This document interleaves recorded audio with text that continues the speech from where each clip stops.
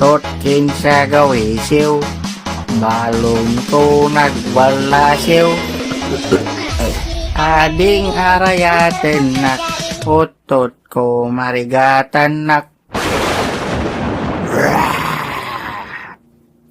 Ni, okay siya ba? Nagalas mo rata nga bilitan. Anong sabi mo? Sabi ko, ang pangit mo namang ibon. Uy, Jonathan, tignan mo tong ibon, mukhang tanga. Gagi. Hindi ako ibon.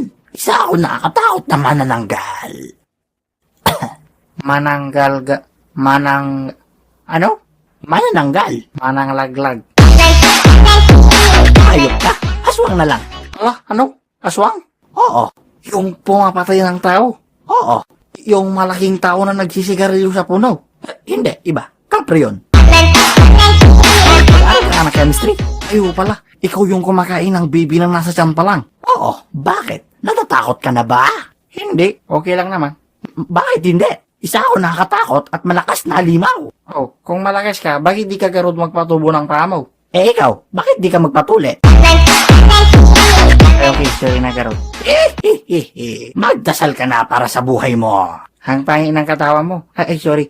Bakit? Ako yung next mong kakainin? Oo. Kaya simula ngayon, tumakbo ka na.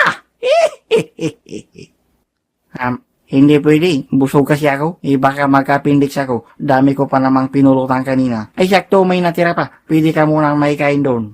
Hindi. Dahil laman ng tao ang kinakain ko.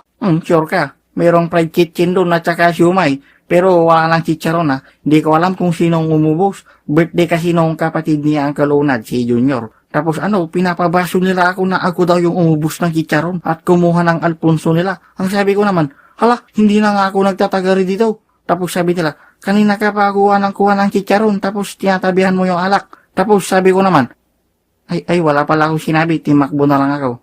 Gusto mo ang chicharon? Seryoso ka ba?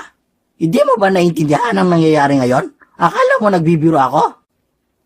Hindi. Gusto mo ba ng joke? Ayoko. Okay. Ano ang tawag sa balye ng mayaman? Ano? Hindi Kuya Will. Tabot. Wala ka na ngang pa, wala ka pang utak. Sige, ako naman. Ano ang pagkain ang susunod kong kakainin? Ano ka ron? Di ikaw.